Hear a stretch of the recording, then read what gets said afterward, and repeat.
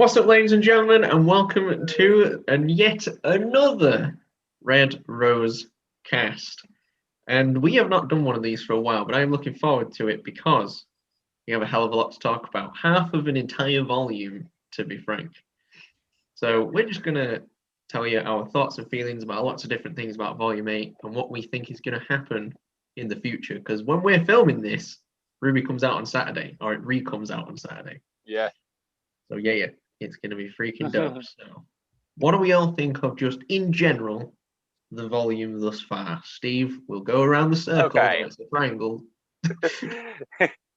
So on rewatch, I really like what they're doing with Ren at the minute. I'm actually really enjoying what they're doing with Ren. I mean, his inner conflict seems to be like erupting like outwards. So he's like, instead of just his inner keeping it to himself now, he's actually just blurting it out and just like making it all. And then he's had all that stress especially from when he had to move all those people under the cover of Grimm with Jean. And that was like only a couple of hours before this all happened. And then obviously we get his semblance evolving, I think, because of all these things combined within that one day. Because that's one thing I totally forgot about until I was rewatching it like yesterday. I was like, oh my God, this is one day. This isn't like a couple of weeks. This is one day. It feels weird, doesn't it? Because we're watching it over weeks. It's for them, it's a few hours, isn't it? Yeah. Like there's so much crap that you don't. Yeah. Really and then when I thought of it like that, I was like, I'm not surprised his semblance evolved. Of course it would evolve after all that shit. It's like a coal with diamond that you put it under so much pressure, it just has to revolve. Jesus Christ, someone's been playing too much Minecraft.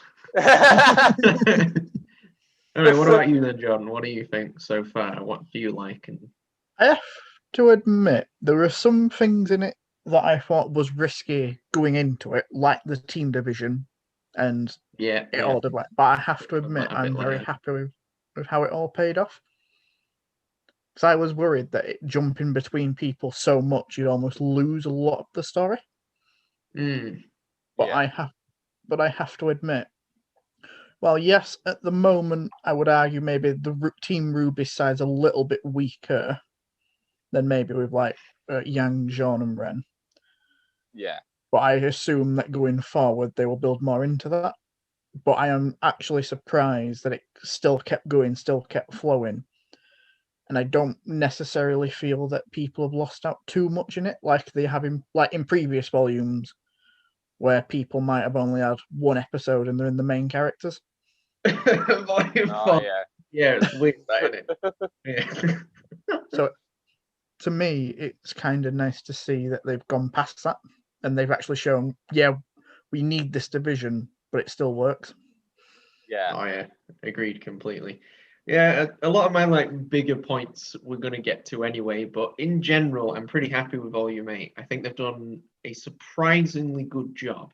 Like, I thought it would stumble at quite a lot of places, basically because they're trying to cover all these different assets at the same time. And I'm doing freaking JoJo poses over here, but anyway, trying to do so many different things. But I think they juggled it as well as they possibly could have, considering the fact that they aren't the world's biggest studio and everything like that. But they did really well.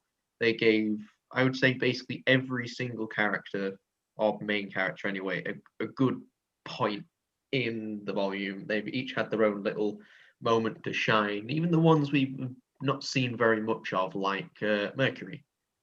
We're not going to see him for the rest of the volume anyway. So but he had quite a nice little moment with Emerald just before he left. Yeah. So that was pretty awesome. And some of the bigger characters I'm going to leave until later because they're amazing. Cough, cough, winter. Anyway. I will also say that I think they did the broadcast scene brilliantly. When I was rewatching that, I was like, that was incredible. Damn, that really was a good scene. When I was rewatching it, I was like, it reminds me a lot of Volume 3, but it still works. Especially, I actually think they did Glinda's expression perfectly. Just like the face of just, oh my God, it's actually happening. Yeah, it was brilliant. We touched on the team division a little bit, so let's go into a little bit more detail in that, because I would say that's one of the biggest story beats that separates Volume 8 from a lot of the other volumes. So what do we think about like the RWBY side and Yang side? Whatever. Steve, go before I lose my train of thought. Okay, well, first thing when I was thinking about this is I really actually like that they kept Penny and RWBY on the same side. I think that's really worked because I feel like Penny hadn't quite got the development and trust of like all the characters quite yet, and I feel like RWBY just being there helped it sort of like feel like it's like, no, don't worry, you're fine. And especially like the scene when Ironwood rings her and she is like there to step in. I think if that had been another character, it might not have worked quite as well. But I also like that they actually separated Ren and Nora. Like, mainly, I think what they got from Ren because of that worked. And also what we got, the bits from Nora. Like, I feel like it shows as well, even though it's not directly said, that Ren is also a bit of I don't know how to say it, but it's like he tells her when her limits are. Because especially like when we get that scene where she literally knocks herself out and destroys a aura like instantly with that. I feel like in the past that would be something where Ren would be like, hey, just no, that's a bit too much for you type of thing. Yes, I know what you mean. And yeah, what else did I put? Oh yeah, and what I think it's how just to get the story flowing, I'm actually kind of glad that Yang and Blake aren't on the same team, because I feel like it would have slowed the pace quite a bit if they'd been on the same team. So actually, I like them not being with each other because of what we don't have. Yeah, I actually agree 100% with that. You stole my point. Go, John. This is why you don't let me go first. Not the only point that's been stolen. Oh, Lord. To start with, when the whole division happened, because we kind of knew the division was coming anyway. Oh, yeah, that was the one thing we knew long before Volume 8 even started. I will be honest, I was a little bit, if I'm being honest, I was underwhelmed when it happened. It's like they didn't have a full-on shouting match. They just had a quite civil conversation about it. Yeah. So I was like, oh. And then they started to go a little bit too much about how the division actually... Yes, it affects them. I just wish they'd have maybe shown it a little bit more, had a bit more of an argument about it, if I'm being honest. But that's like my nitpick. All right. Yeah. I do think the Yang, Jean, and Ren side has been fantastic. Oh, yes. I love so that they brought Ren out of his shell, as you touched upon, Steve. Yeah. I wish, on the RWBY side, I wish they'd maybe done a little bit more with Nora, not just have her basically be out of commission. Yeah.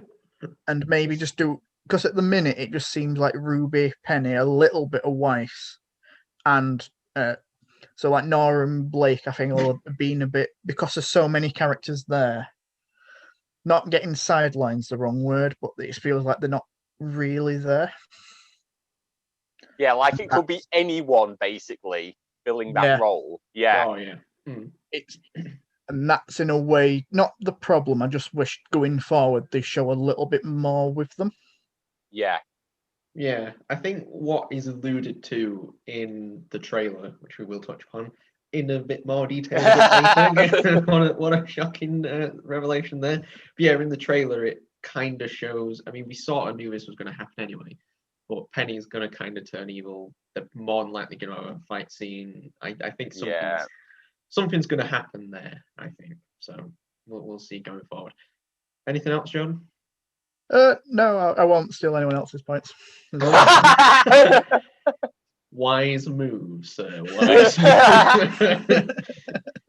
Yeah, I think it's what the division has done is it has allowed us to see things from certain characters that I don't think we ever would have seen if the division had not have if the division would not have had it. Like definitely. Like Ren. like Nora, like Penny and RWBY. I think if the division hadn't have happened, we never would have seen that. And honestly, like Ren, for me, over this past half volume, has developed into a character that I actually really appreciate now. Like, not that I didn't like him, it's just I never thought he had that. I don't want to say that much of a personality, that's a bit mean, but you know, he was just very, I know what you mean. I know exactly what you mean. Yeah. Yeah, he was maybe a little bit too reserved, and unless you're like a support character who's always in the limelight and you're a bit reserved, that can work. But if you're like a rather big side character, it doesn't work as well. But I think taking him away from Nora, putting him under the pressure and the stress has really brought him out. And I think it's done wonders for his character. It really, really has. Yeah. I completely agree.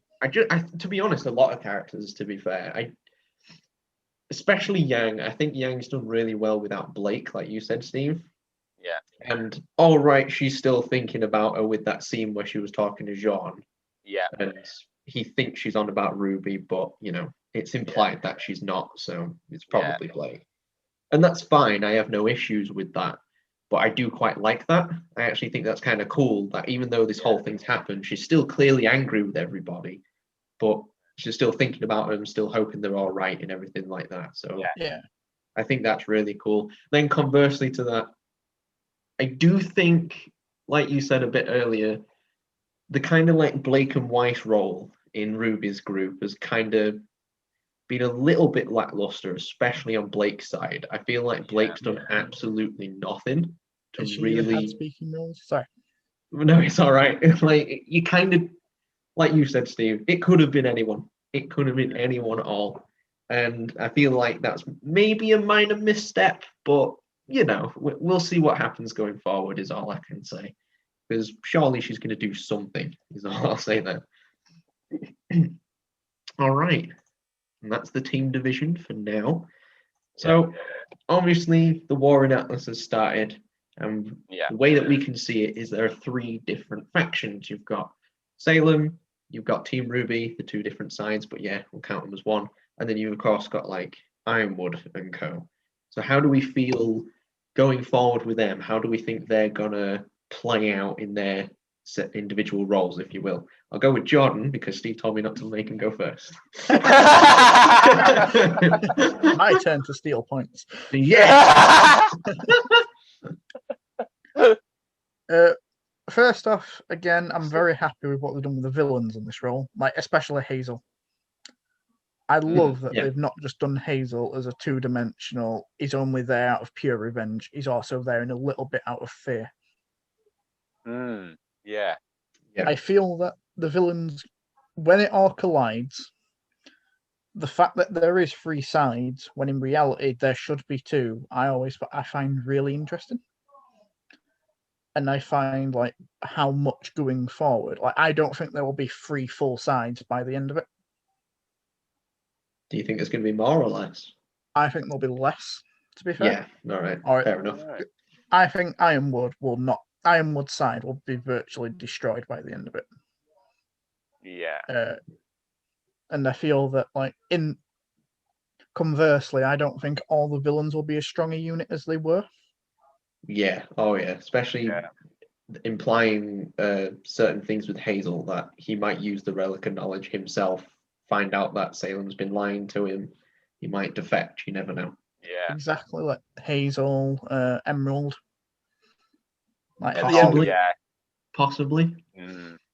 The fact that Salem sees a hound as probably higher up than a lot of the, like Hazel, like Emerald, to me shows that, even Watts, to be fair, to me shows that by the end of it, I don't think the villains are going to be as strong a unit as they have been. And I think there'll be maybe some defects, maybe some deaths, who knows? Yeah, it's interesting to think about. What do you think, Steve? Well, what I put for this is quite simple. I feel like this is Crow, Clover,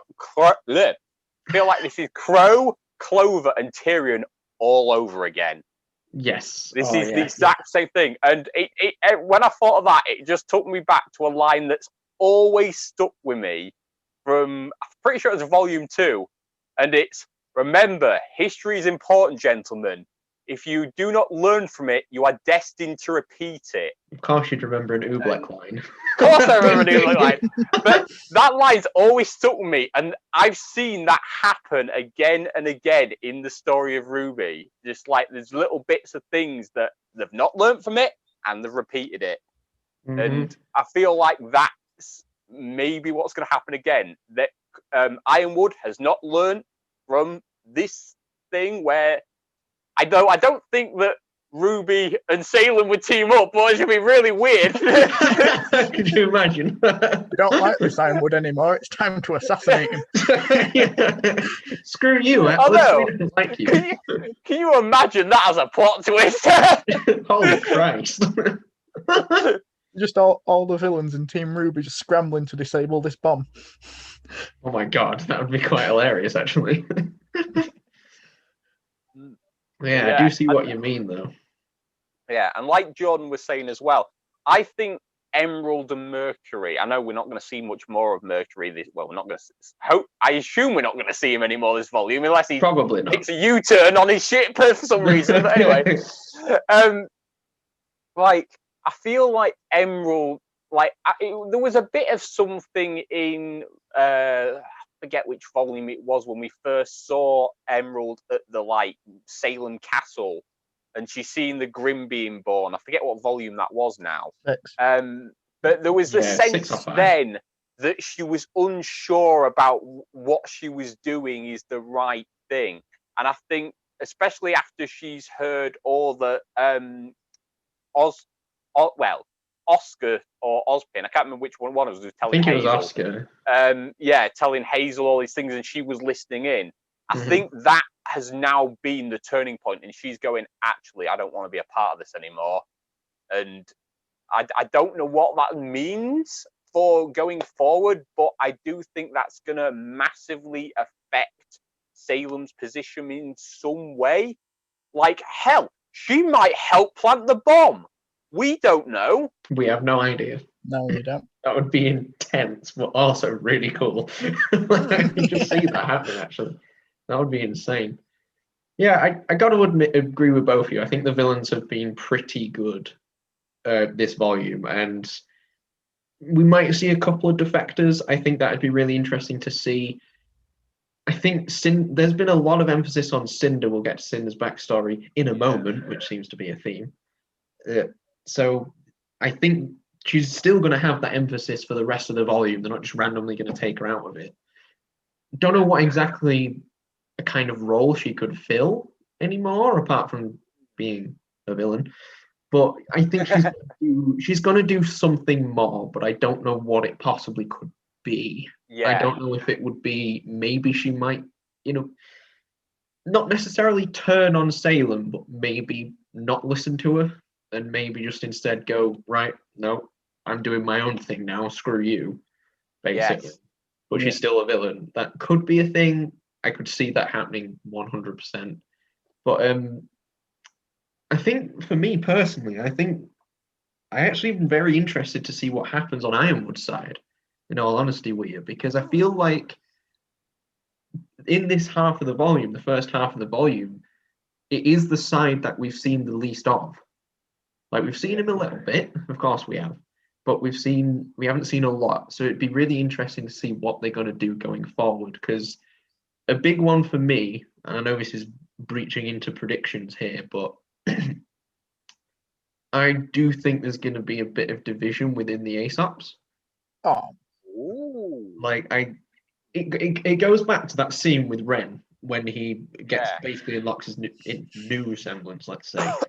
And there is a somewhat clear split, because Marrow basically doesn't really want to be in this situation. He just kind of wants to get out and just be done with it. Whereas Elm and Harriet are both incredibly angry and I guess just sad about the situation. But I think they're still very hard-headed and very determined to just do whatever the hell to pretty much just kill everybody and save everyone.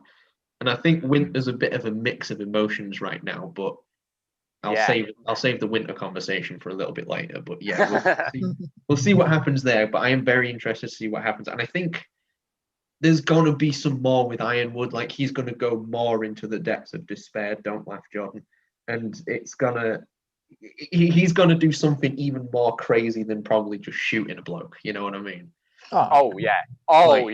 Yeah, he's gonna do something dumb. Like hell, he might just go, screw it, blow the bomb up now, and then just do it automatically when everybody's still stood around it, or some crazy crap. I could totally see that happening. Like just randomly the bomb gets armed, and it's like, wait, what the hell? We haven't done this. I could see something crazy happening. Absolutely crazy, especially Ironwood, because we all know how unhinged he's gotten, and my mouse has died. And one of the other big story beats I mentioned a little bit earlier is Cinder's backstory. Now, this is something that the fans have been asking for a very long time, because Cinder has been a villain for a very long time, and we have no idea why, but finally, 8 volumes in, we finally effectively get the reason why. So what do we all think? Do we think it's been worth the wait? Do you think it was actually a good backstory? How do we feel? Steve, I'll let you go first this time. I just thought it was a bit boring, to be honest. Like, right. I don't know. I was just like, it didn't even seem like I understood why they put it in now. Like, I was like, okay, you've shown us this, but why? Like, I guess that, like, oh, we want to talk more about Cinder, and I assume maybe later on in the volume there'll be a reason for why they've shown it like this. Maybe. The only connection I could possibly get for why they're showing it now is because she's feeling like the mistreatment she had when she was younger is the same mistreatment she's getting now. But aside from that, and just the way they did the story, I just didn't find it that interesting. I just kind of got bored. I don't think it was that good of a backstory. I think they could have done something a little bit better with the backstory, but I just really didn't find it interesting. Yeah, fair enough. Fair enough, John. Yeah, I have to agree with Steve. Like, the backstory was great and quite a good villain's backstory. But to say that how long everyone had waited for it, and all the theories I've heard and everything I've heard about it, and how, in a way, how integral Cinder is. Like, Cinder was Salem before Salem. What? No, like, she was like the head villain for a long time before Salem came. Oh, right, I see. Yeah, I was going to say, you confused the hell out of us there. So to me, what they could have quite easily done is have this, as you know, like they had the Adam short trailer. Yes. Oh, yeah. That could have quite easily have been a Cinder trailer showing her backstory. Yeah, fair point. That would actually, I think I would have preferred that. Yeah, that would have been, in a way, better, actually, now that you said it. Just like, to me, yes, it was nice to finally learn the backstory, but it kind of broke the pacing of the volume a little bit. And while the back half of that episode was really good, it made the front half seem kind of like, it don't. As you say, there's a very minor link into it. Of like, okay, she sees a little bit of like she's being treated the same. I would have maybe just liked to seen a bit more of a connection for putting. Hell, it's the first shots of the volume is her scrubbing. I know. Yeah, that is a fair point. I've got to agree in general with both of you. Like, it wasn't fantastic, but obviously she's based on Cinderella, and I do think that in a way it is the Cinderella story, but no one's a good guy. So it's kind of like, you know, the ugly stepsisters and the stepmother or whatever. I don't actually know the story of Cinderella very well. Like, they're obviously a-holes to Cinderella, but in the actual story, she's not. Well, she's just a princess, isn't she? She just finds a Prince Charming, I think, or whatever. Whereas in this, it's like, oh no, he becomes a serial killer. It's like, yay! So in a way, it's a much better version than the actual stories. Much more interesting, but at the same time, I feel like if you really wanted to hammer it home, you either should have, like you said, Jordan, made it an actual trailer and not had it in the middle of the volume for sort of no reason, or you should have dedicated an entire episode to it and extended it over a much longer period of time, shown much more of like the abuse, the extent of the abuse, and even like the training with the huntsman. I forgot his name, unfortunately. But I would have loved to have seen a lot more of that. And in a weird way, I just kind of think that it almost does feel a little bit like, oh, she's an incredible fighter who can best pretty much everybody she looks at, even, well, Winter. She beats Winter and Penny pretty much in a fight. Yeah. Which is incredible. Obviously, yeah, there's maiden powers there, but even so, she's still a really good just fighter without them. But we see a training montage for like 3 minutes, and all of a sudden she's this amazing fight. Hell, she kills goddamn Pyrrha, for frick's sake. I can't believe I forgot that. But like, you know what I mean? And Pyrrha was shown in like volume 1, 2, and even 3 to be basically the best fighter in pretty much the whole of Beacon in terms of students.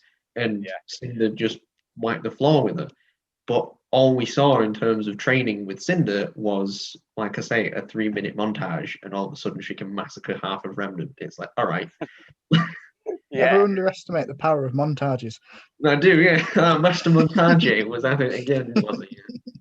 But yeah, I just wish there was a bit more meat to it. Like, it was good, I liked it, but I still feel like it was only half a story. Yeah. And I don't really like that. I see the contrast between how she's feeling with Salem and how she used to feel back then. I see that, but I still feel like I would have cared more if they'd have taken more time on it and actually wanted to make it in a weird way, rather than just going, "Ah, crap, the fans want this. Let's just bung it in." Yeah. I mean, actually, I've got a little bit of question for both of you. Do you think that scene where she's holding the broom and then it suddenly gets really hot, do you think that's her unlocking her semblance?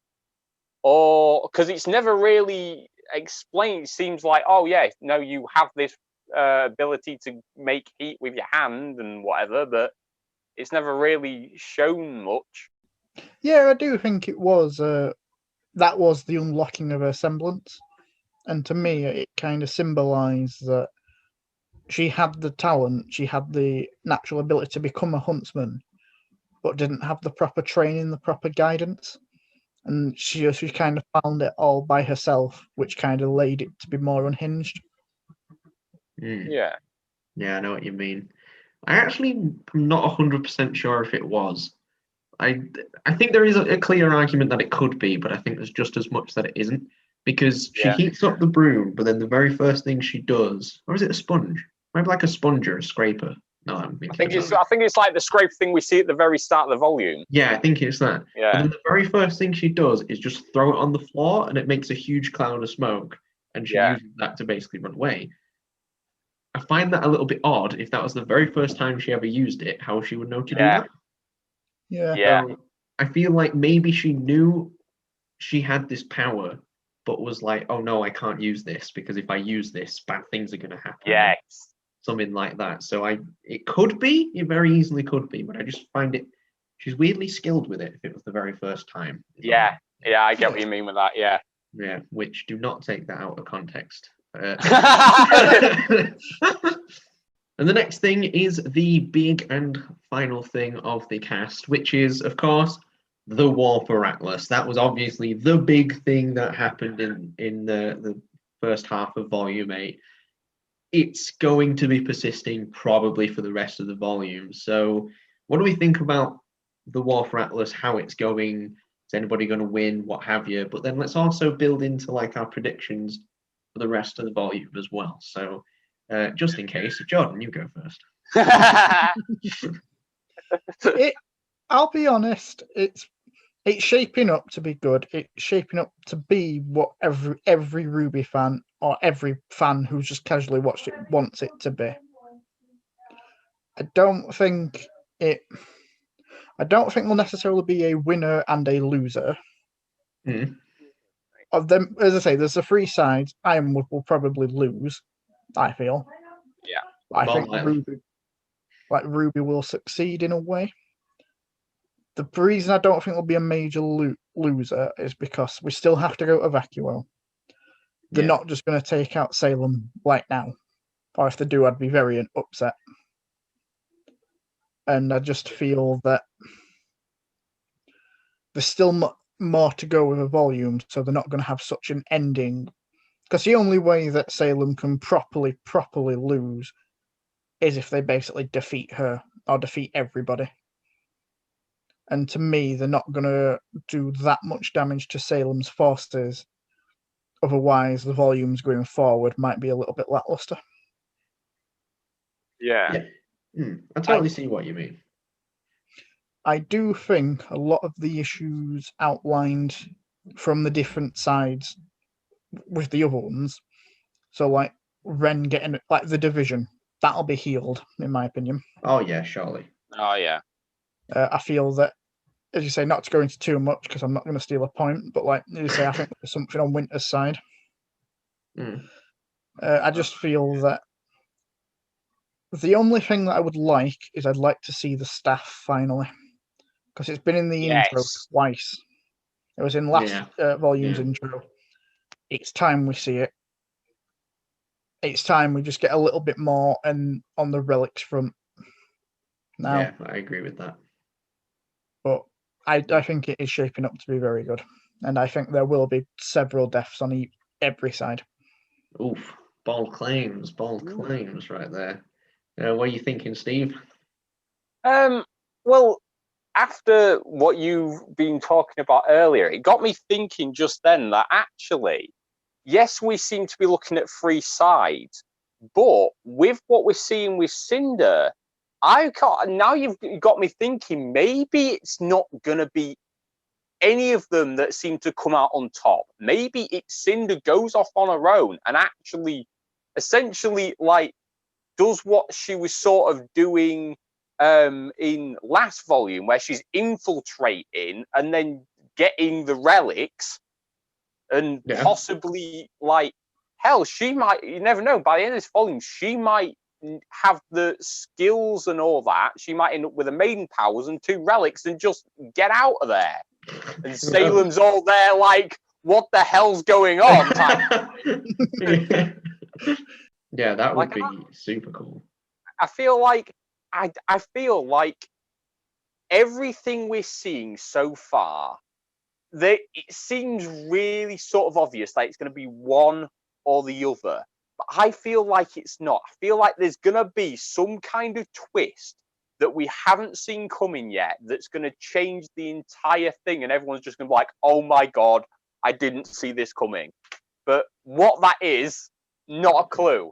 I just see just a massive twist, like, that affects the entire battle altogether. I just don't know what that is.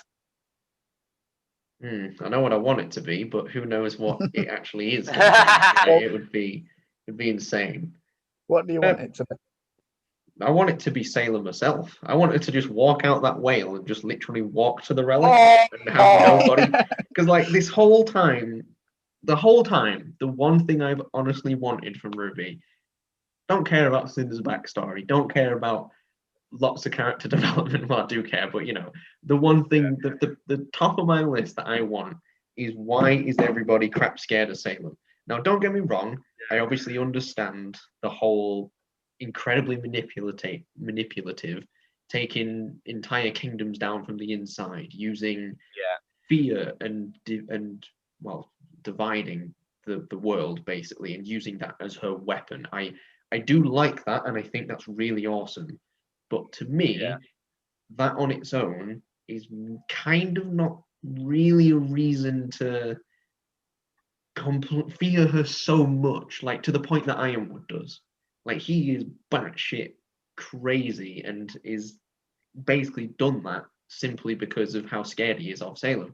So I would love for her to quite literally just walk through the Atlas military and just go like, no. I'm immortal. I have all these amazing, insane magic powers. Let's go. Like, I would love to see that. Steve, you look like you just sat a coin to something. You've just given me an idea that I just think would be insanely awesome. What? All you see is the whale just go boom, everything seems to be destroyed, and then just like a scarred sailor walks out super looking pissed, goes in and wrecks everyone. Whoa. Just like, oh, you've done it fucking now type of look. Like just like proper pissed because everything's just blown up and she's just like proper scarred. Yeah. Oh my god, I can just picture that. You blow up Whaley, so I'll blow up you. Yeah. Oh, that would be amazing. I'd absolutely love to see that so much. That would be amazing. But I think in general, for me, in a way, I can see Atlas surviving the end, but I think it's going to be a little bit of a Pyrrhic victory. So, like, we have lost so much. Like, Atlas is completely crippled, is in near, like, pretty much all of it is in ruins. Maybe like Ironwood's either missing or dead, you know what I mean? A lot of things is going to happen. Oh, yeah. And then maybe someone's going to pull something out of the bag. Maybe like, we know that RWBY sent out the message to the whole of Remnant, for God's sake. Maybe people do band together and go and help Atlas, but maybe it's too late. Maybe. You know what I mean? Like, oh yeah, you've saved it, it's still floating. But it's basically a floating pile of rubble sort of thing. So it's like, well done, you win, but not really. I could totally see that happening. I also do genuinely think, I touched on this earlier, but I genuinely think that the Atlas personnel, maybe outside of Ironwood, are ones to watch. For the sole reasoning of, I think, I could be wrong here, but I think they are building up something with the Aesops and Winter. And I think the scene with Ren not cemented that for me, but it made me think, oh, these guys actually have this sort of like this emotional complex going on, and this is how they feel on the inside, but they're acting like this on the outside. And I think that's going to explode into something quite large. And the one big one for me is, of course, Winter Schnee. Ren doesn't necessarily say how she's feeling exactly, but when you see her, she is a complete mixed bag of crazy emotions. Yeah. Like everybody else, very cut and dry, like one color. She has three. You know that there is some insane emotional conflicts going on in the inside. And I think what's going to happen, this is something I could totally see happening. Winter and the Aesops, they escort the bomb to the whale. Ironwood on the phone basically goes, right, it's at the whale, blow it up. But Yang, Jean, and Ren are still inside the whale.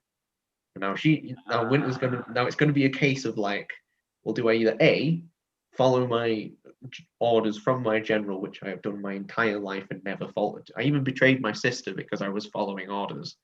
Yeah. But if I do that, it's probably gonna kill them inside. Or do I follow like my heart and give them a chance to get out before blowing the bomb up, even though that might have a lasting effect on the military? Yeah. I think that's going to be really awesome. And then from that, I think Winter's hesitation and Winter's choice might then cause the division in the Aesops. It might then show like Marrow might go, oh yeah, good call, I agree with that. But then all the other three might go, what are you doing? Why are you disobeying the general? Blow the bomb up. And that will cause friction, maybe even a bit of like a fight or some kind of kerfuffle just to try and blow this bomb up. I could totally see that happening. And then I think that might expand to the military as a whole in a weird way. Like I think it might, like Ironwood's actions will pretty much do exactly what Salem wants. I think Ironwood's actions will divide the military and therefore completely wipe out the Atlas military, which I think would be super awesome to see going forward, and maybe a little bit of a sleeper hit story moment that I don't think a lot of people would maybe see coming, but I would love that to happen. That would be insane, to be fair. It'd be great, absolutely brilliant, and it'd be amazing for these characters who we, in a way, have barely seen, don't entirely care too much about, but suddenly they're actually not two-dimensional, like you mentioned earlier, John. They've got some depth to them. And I would love to see that, especially Winter, because I love Winter. She's amazing. It's not just because of the voice actress. Yeah, but honestly, Volume 8 as a whole and going forward, I could see, for me personally, my favorite volume is Volume 3.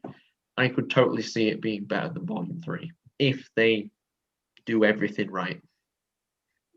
I could 100% see this happening easily. If it can stick mode. If it can stick the landing, it will definitely be up there. Like Volume 7 already was, but Volume 8 could beat Volume 7 if it sticks the landing. Oh, easy! It could easily beat Volume 7. I mean, it's already done an incredible job, so we'll see what happens going forward. Yeah. Any last points, ladies and gentlemen? I was just going to say one more quick thing. Go for it. Now, because I've only just thought about this. Now that we know that Watts has actually managed to hack Penny, essentially. Yeah. Do you think, because especially we saw her literally in having access to Ironwood's control panel through her, do you think that means Watts could essentially control all the Atlas drones? Essentially, repeat of what happened at Beacon, where, oh no, they're turning on us now. Maybe. That would be great. I'll be honest with you. I think that would be amazing if they did do that. Because like you said, the whole repeating history, it's Beacon all over again. It's what Ironwood has been doing all this time to try and stop, but he didn't. Yeah, that would actually be awesome. I could totally see that. That would be amazing. What are you thinking, John? Yeah, that would be definitely pretty dope.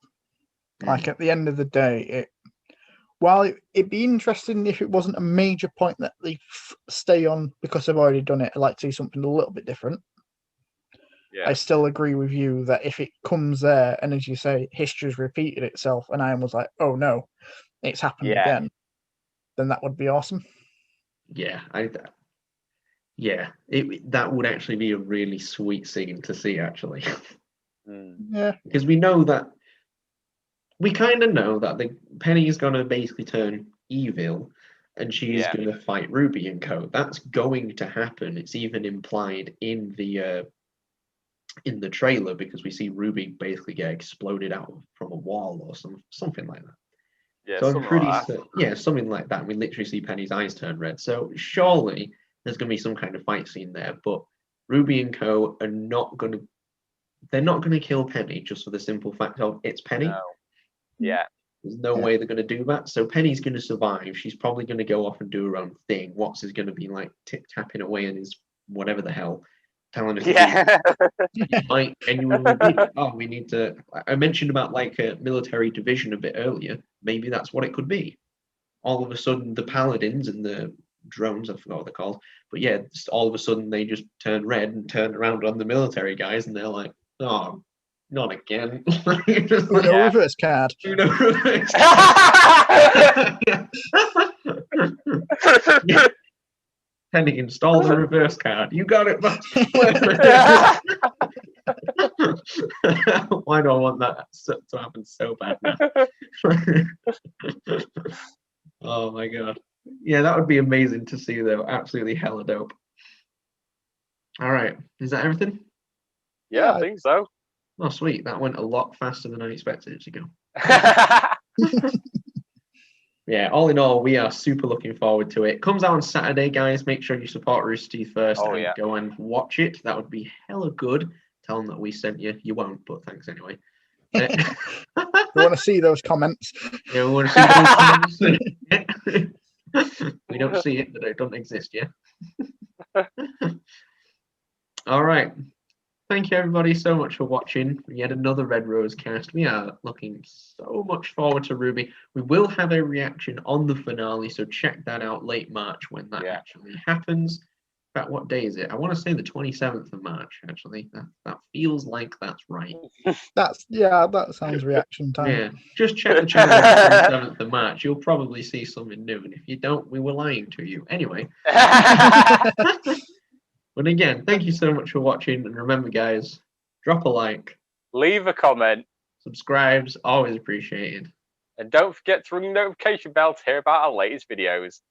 And I'll say something too. Yeah. See you on the next cast, ladies and gentlemen. Bye.